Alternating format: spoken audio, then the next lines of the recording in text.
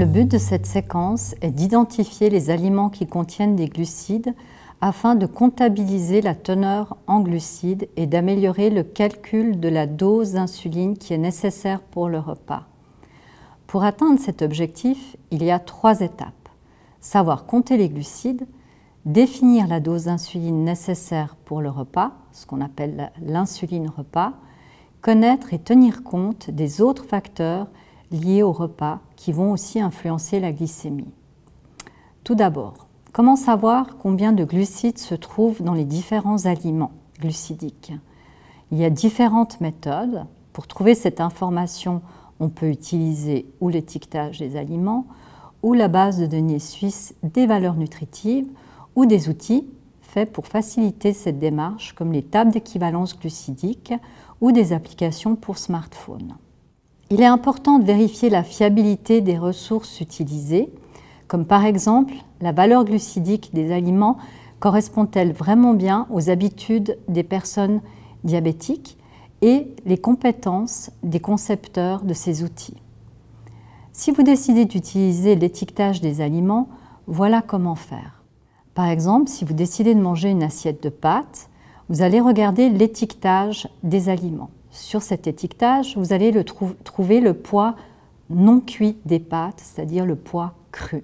Pour commencer, il est nécessaire de peser les pâtes que vous prévoyez de consommer. Essayez avant d'estimer le poids à l'œil.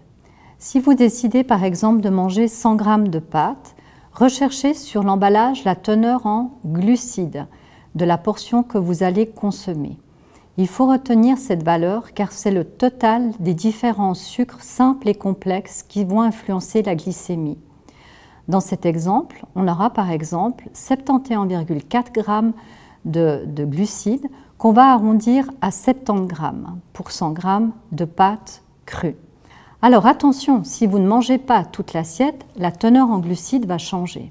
Si vous décidez d'utiliser la base de données des valeurs nutritives suisse, il s'agit en fait d'un fichier qu'on trouve dans chaque pays avec la composition des aliments spécifiques aux habitudes du pays concerné. Elle est utile particulièrement pour les aliments qui n'ont pas d'étiquetage nutritionnel comme les fruits. Prenons comme exemple la pêche.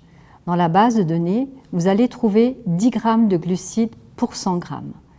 Admettons que la pêche pèse 200 g, on aura donc 20 g de glucides. Quand on a déterminé la quantité de glucides nécessaires au repas, la question qui se pose, mais c'est combien d'insuline que j'ai besoin pour cette quantité de glucides?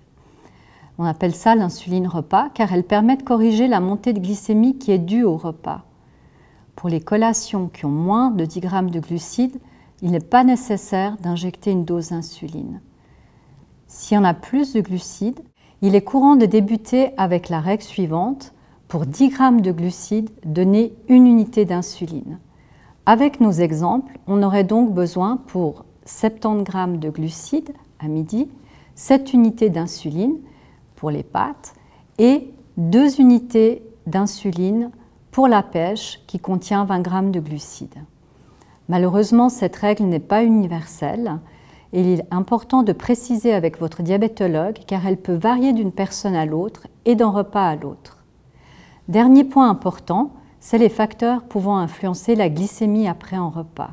Une teneur importante en fibres ou en graisse va ralentir la digestion, alors qu'un repas riche en graisse et en protéines, comme par exemple la pizza, la fondue au fromage ou à base de viande, est aussi responsable d'une élévation de la glycémie entre 3 à 6 heures après.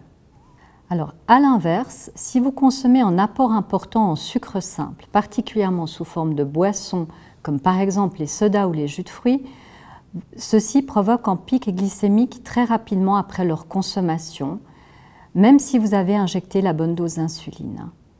Le comptage des glucides prend du temps, alors n'hésitez pas à vous faire accompagner par des diététiciens HES. En résumé, savoir comptabiliser la teneur en glucides des aliments permet d'ajuster les doses d'insuline nécessaires lors des repas. On peut mesurer la teneur en glucides des aliments à l'aide de l'étiquetage des aliments, la base de données suisse des valeurs nutritives, certains outils comme les tables d'équivalence glucidique ou les applications pour smartphone, La dose d'insuline repas est généralement définie à 1 unité d'insuline pour 10 grammes de glucides. Cependant, cette règle est à préciser avec votre diabétologue.